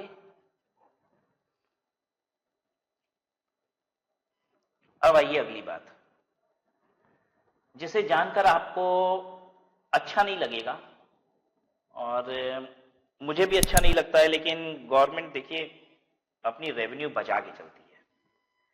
अगर मैं बिल्डिंग बनाता हूं ना बिजनेस के लिए, ऑफिस के लिए, तो भी गवर्नमेंट उस पर जीएसटी जो पे किए उसकी क्रेडिट नहीं देती। ऑफिस के बिल्डिंग के जीएसटी की क्रेडिट नहीं दे रही है। क्यों? क्योंकि आपको पता है, मैं आपको बताता हूं, जब भी हम बिल्डिंग बनाते हैं ना तो बहुत पैसा लगता है, ज्यादा खर्च होता है, बहुत जीएसटी भी पे करते हैं, जीएसटी भी बहुत सारी पे हुई है। गवर्नमेंट को लगता है कि अगर हम किसी को बिल्डिंग पे जो जीएसटी पे किया है उसकी क्रेडिट देने लग जाएंगे तो कई साल तक तो इसे जीएसटी नहीं निकाल पाएंगे हम। वो जितनी जीएसटी पे किया वो सब घटाते जाएगा अगर क्रेडिट तो। अब जो भी हो गवर्नमेंट के मन में, गवर्नमेंट आपको इमूवेबल प्रॉपर्टी के कंस्ट्रक्शन में जो भी जीएसटी आपने पे की है क्रेडिट नहीं देती। अब हम इमूवेबल प्रॉपर्टी बनाते हैं, बिल्डिंग बनाते हैं, तो क्या क्या जीएसटी पे करते हैं? सीमेंट खरीदे हैं, जीएसटी दिए हैं। हाँ, और सोचो आप सोचो, हम तो कहते हैं हर सामान पे ही दे रहे हो। स्टील खरीदे हो, जीएसटी दिए हो। हाँ, क्या हम बोले? पेंट खरीदे हो, जीएसटी दिए हो। हाँ, और बोलो, बहुत सारी चीज खरीदे हैं, अनगिनत चीजें खरीदे हैं, ठीक है, सब पे जीएसटी दिए हैं। हाँ दिए हैं। क्रेडिट मिलेगी? नहीं मिलेगी। एक्चुअली गवर्नमेंट बड़ी बड़ी चीजों को पकड़ ली है जहां पे क्रेडिट ज्यादा होती है। देखो, कार क्रेडिट नहीं देंगे, ठीक है, बिल्डिंग बना रहे हो क्रेडिट नहीं देंगे। जहां बड़े खर्चे हो रहे हैं क्रेडिट दे ही नहीं रही है। गवर्नमेंट को मालूम है यहां क्रेडिट दे देंगे तब तो मजे हो जाएंगे, ठीक है। अब सोचो जरा सा, अगर कोई बिल्डिंग, मान लीजिए एक बिल्डिंग 5 करोड़ रुपए की बनी है, तो आपको पता है उस बिल्डिंग के 5 करोड़ रुपए की बिल्डिंग बनने में लगभग जीएसटी कितनी गई होगी? 1 करोड़ रुपए की जीएसटी पे हो गई है। ये एकदम फैक्ट बता रहा हूं आपको। अगर 5 करोड़ में आपने एक बिल्डिंग तैयार की है तो 1 करोड़ रुपए जीएसटी जा चुका है उसमें, आराम से, ज्यादा ही गया होगा। सीमेंट वेमेंट पे तो 28% की जीएसटी रेट है, ठीक है। 1 करोड़ रुपए हर हाल में जीएसटी जा चुका है आपका। अब गवर्नमेंट कह रही है 1 करोड़ रुपए की जीएसटी की क्रेडिट देंगे तो गवर्नमेंट की रेवेन्यू कम होगी। वो कहती है नहीं देंगे, छोड़ो। आइए देखिए, construction of immovable property other than plant and machinery. Plant and machinery की क्रेडिट मिलेगी, लेकिन हम other than plant and machinery यहां लिखा क्यों है? क्या प्लांट एंड मशीनरी भी इमूवेबल प्रॉपर्टी होती है? हाँ, प्लांट एंड मशीनरी भी इमूवेबल प्रॉपर्टी हो सकती है, लेकिन उसकी क्रेडिट मिलेगी। कैसे हो सकती है? जैसे मान लीजिए मेरी ये 3 फ्लोर की बिल्डिंग है, ये बिल्डिंग है मेरी 3 फ्लोर की, 1 2 3, 3 फ्लोर की बिल्डिंग है, और यहां पे मैंने एक मशीन लगाया हुआ है। मशीन कैसे? ये देखो, इसका पाइप है, ये मशीन का पाइप है। यहां से हम रॉ मटेरियल डालते हैं इसके अंदर से, ये दिख रहा है एरो, यहां से रॉ मटेरियल घुसाते हैं। और ये मशीन, ये इस तरीके की कुछ मशीन है, ये मशीन है। फिर यहां से ये पाइप निकली है, ये छत को काटते हुए निकल रही है, ठीक है। अब यहाँ पे ये मशीन है, यहाँ पे ये मशीन आती है, यहाँ पे फिर से रॉ मटेरियल डलता है। एक सेकंड, यहाँ से कुछ खोलते हैं इसका रास्ता रॉ मटेरियल डालने का। हाँ, अरे राम जी राम, ये क्या कर रहा हूं मैं। यहां से रॉ मटेरियल अब यहाँ पे डलता है इस फ्लोर पे, और ये रही मशीन, यहाँ पूरी प्रोसेसिंग होती है। फिर ये दीवार फाड़ के देखिए ऊपर चला जाता है, ठीक है, ये इसी में माल बन रहा है, तैयार होते जा रहा है। फिर यहाँ से क्या होता है, यहाँ पे कुछ इनपुट यहाँ से भी डाला जाता है, फिर ये प्रोसेस होता है, और ये मशीन है, और यहाँ पे ये माल निकल जाता है, ये एग्जिट पॉइंट है उसका, यहाँ पे माल निकल जाता है। और ये पूरा दीवारों के अंदर से फिक्स होके मशीन रही है, हर जगह से, दीवार से, जमीन से सटी हुई है, मतलब आप समझ रहे हो कि नहीं? तो ये मशीन भी क्या है? इमूवेबल है, आप हिला डुला नहीं सकते इसको। समझ गए कैसी मशीन को इमूवेबल कहते हैं? वो भी पूरा बिल्डिंग की ही है, समझो। वो मशीन क्या है? वो खुद भी बिल्डिंग है, इधर से उधर से पूरे बिल्डिंग में नाच रही है वो मशीन, ठीक है। दीवारों से, जमीन से जकड़ी हुई है, यानी अगर आपको मशीन निकालना होगा पूरी बिल्डिंग निकालनी होगी, निकल नहीं पाएगा ये, ठीक है। तो इसको इमूवेबल प्रॉपर्टी कहते हैं। लेकिन इसका जितना जीएसटी है ना, ये मशीन वाला पूरा जीएसटी देंगे आपको क्रेडिट, इसकी क्रेडिट मिलेगी। ये जो बिल्डिंग बनाए हो ना, इसकी क्रेडिट नहीं, मशीन वाली सारी क्रेडिट देंगे, ठीक है। अच्छा, वर्क कॉन्ट्रैक्ट सर्विस, जब हम बिल्डिंग बनाते हैं तो हम लेबर कॉन्ट्रैक्टर किसी को बनाएंगे, ठीक है, जो हमको लेबर प्रोवाइड करेगा, ठीक है। तो अब हमने लेबर कॉन्ट्रैक्टर को हायर किया कि भाई मुझे रोज के 20 लेबर चाहिए, ठीक है। तो मान लीजिए राज अग्रवाल ने कॉन्ट्रैक्ट दिया गुरुदेव कॉन्ट्रैक्टर को, ठीक है, मुझे रोज के 20 लेबर चाहिए, लेबर कॉन्ट्रैक्ट मैंने दिया। किस लिए दिया लेबर कॉन्ट्रैक्ट? ऑफिस बिल्डिंग बनाने के लिए। गुरुदेव कॉन्ट्रैक्टर ठहरा बड़ा कॉन्ट्रैक्टर, ठीक है। अब उसकी सेटिंग है छोटे छोटे कॉन्ट्रैक्टर से, वो वहां से लेबर उठवा के दिलवा देता है। गुरुदेव कॉन्ट्रैक्टर ने कॉन्ट्रैक्ट दे दिया ये किसी और कॉन्ट्रैक्टर को, कोई नाम बताओ। हाँ, नाम बताओ ना प्यारा सा, बताओ कि कोई नाम।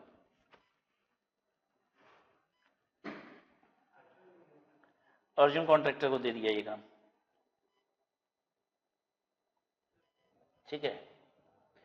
तो गुरुदेव कॉन्ट्रैक्टर ने ये काम अर्जुन कॉन्ट्रैक्टर को दे दिया।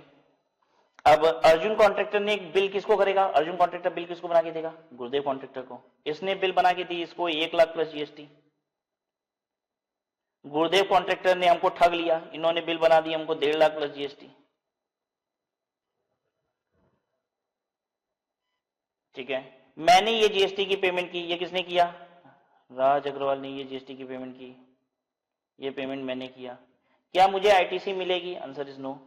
गुरुदेव कॉन्ट्रैक्टर ने भी तो ये जीएसटी पे की है, ये पे किया है ना अर्जुन ने जो बिल पे लगा के दिया, क्या इनको आईटीसी मिलेगी? हाँ मिलेगी, क्योंकि हम तो इमूवेबल प्रॉपर्टी बना रहे हैं, गुरुदेव कॉन्ट्रैक्टर थोड़ी ना इमूवेबल प्रॉपर्टी बना रहा है, हम ना बिल्डिंग बना रहे हैं। तो बिल्डिंग बनाने के लिए जो लेबर कॉन्ट्रैक्ट लिए उसकी क्रेडिट मिलती है। गुरुदेव कॉन्ट्रैक्टर भी बिल्डिंग बनाने के लिए लिए क्या? नहीं, वो तो लेबर कॉन्ट्रैक्ट देने के लिए लेबर कॉन्ट्रैक्ट लिए है, वो तो लेबर देने के लिए लेबर लिए है, और मैंने लेबर लिया है बिल्डिंग बनाने के लिए।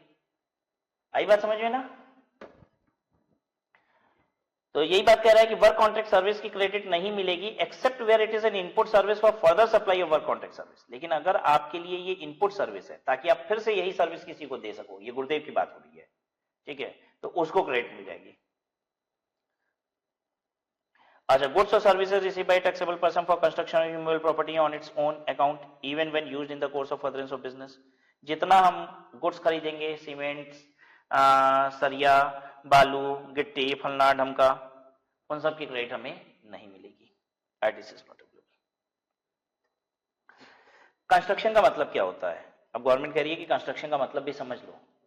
अगर आप रिकंस्ट्रक्शन करते हो, जैसे बिल्डिंग बनी हुई थी फिर से कुछ उसमें बनवाने लगता है, तो कह रहा है वो भी कंस्ट्रक्शन है, क्रेडिट नहीं मिलेगी। रेनोवेशन करा रहे हैं, पूरा नए ढंग से बनवा रहे हैं तोड़ ताड़ के, कह रही क्रेडिट नहीं मिलेगी। कुछ एडिशन करा रहे हैं, 3 फ्लोर की बिल्डिंग में 1 फ्लोर और खड़ा करा रहे हैं, क्रेडिट नहीं मिलेगी। अल्टरेशन करा रहे हैं, रिपेयर करा रहे हैं to the extent of capitalisation. अगर आप उसमें कुछ परिवर्तन करा रहे हो, कुछ रिपेयर करा रहे हो, लेकिन वो ऐसा रिपेयर है जिसको आप कैपिटलाइज करोगे, मतलब वो बिल्डिंग की कॉस्ट में जोड़ोगे, बड़ा खर्चा कर रहे हो, तो क्रेडिट आपको नहीं मिलेगी। यानी छोटे मोटे अगर आप खर्चे करते हो ना, कोई टूट फूट हो गई, वो बनवाने के लिए आप सीमेंट बालू मंगा लोगे, क्रेडिट मिल जाएगी? हाँ मिल जाएगी, वो मिल जाती है, ठीक है। गुड्स और सर्विसेज और both on which tax paid under composition scheme. अगर आप टैक्स पे कर रहे हो कंपोजिशन स्कीम में तो उसकी क्रेडिट नहीं मिलेगी, तो ये सबको मालूम है। हम कंपोजिशन स्कीम में जो टैक्सेस पे करते हैं उसकी क्रेडिट नहीं मिलती है। बेसिकली कंपोजिशन स्कीम में टैक्स दिखाई नहीं देता। जब हम एक कंपोजिशन डीलर से माल खरीदते हैं तो हम टैक्स तो देते हैं, लेकिन वो बिल पे लगा नहीं होता है, दिखता नहीं है। तो जो दिखता नहीं है उसकी क्रेडिट मिलती नहीं है। Goods or services are both received by a non-resident taxable person except on goods imported by him. एक नॉन रेजिडेंट टैक्सेबल पर्सन को गुड्स और सर्विसेज की क्रेडिट नहीं मिलेगी। हाँ, जो इंपोर्ट करता है वो उसकी क्रेडिट मिलेगी, जो इंपोर्ट पे वो आईजीएसटी पे किया होगा उसकी क्रेडिट मिलेगी। पर्सनल कंजप्शन के लिए हम कोई गुड्स एंड सर्विसेज खरीदेंगे, उसकी जीएसटी नहीं मिलेगी। पर्सनल कंजप्शन मतलब हो गया मेरा घरेलू उपयोग वाला सामान, उसकी क्रेडिट हमें नहीं मिलेगी। अगर कोई गुड्स खो गया, चोरी हो गया, डिस्ट्रॉय हो गया, चूहा काट दिया, राइट ऑफ कर दिया मैंने, ठीक है, डिस्पोज ऑफ कर दिया, फेंक दिया उठा के, by way of gift, gift की तरह दे दिया, किसी को फ्री सैंपल की तरह बांट दिया, तो उसकी क्रेडिट नहीं मिलेगी। बेसिकली आपको क्रेडिट उसी माल की मिलती है जिसको आपने बेच दिया। मेरी कपड़े की दुकान है, मैंने 100 पीस शर्ट खरीदी, जिसमें से 1 पीस शर्ट खो गई, तो ध्यान दीजिएगा आप 99 पीस शर्ट की क्रेडिट आप ले सकते हैं, 100 पीस शर्ट की नहीं ले सकते। मैंने 100 पीस शर्ट खरीदी और 1 पीस शर्ट मैंने अपने दोस्त को गिफ्ट कर दी, तो मुझे 100 पीस शर्ट की क्रेडिट नहीं मिलेगी, सिर्फ 99 पीस शर्ट की क्रेडिट मिलेगी। जिसको गिफ्ट किया उसकी क्रेडिट नहीं मिलेगी। ध्यान दीजिएगा, आपको क्रेडिट तभी मिलती है जब उसका प्रयोग आप बिजनेस में करते हो। और अगर आपका माल खो गया, सड़ गया, गल गया, गिफ्ट के दिए, सैंपल में बांट दिए, तो वो आपके बिजनेस में प्रयोग नहीं हुआ, आपको क्रेडिट नहीं मिलेगी। आप कहेंगे सैंपल तो बिजनेस बढ़ाने के लिए हम दे रहे हैं, तो भी सरकार आपको क्रेडिट नहीं देती है। आप कहोगे सर सैंपल तो मैंने इसीलिए दिया था ताकि मुझे बड़ा ऑर्डर मिल जाए शर्ट का, तो भी आपको क्रेडिट नहीं मिलती है, राइट। तो गिफ्ट में, सैंपल में, फ्री में आपने दिया, खराब हो गया, सड़ गया, गल गया, चोरी हो गया, ऐसे सामान की इनपुट टैक्स क्रेडिट आपको नहीं मिलती है, right. So this was all about today's class. आज की क्लास को हम लोग यहीं पे स्टॉप करेंगे।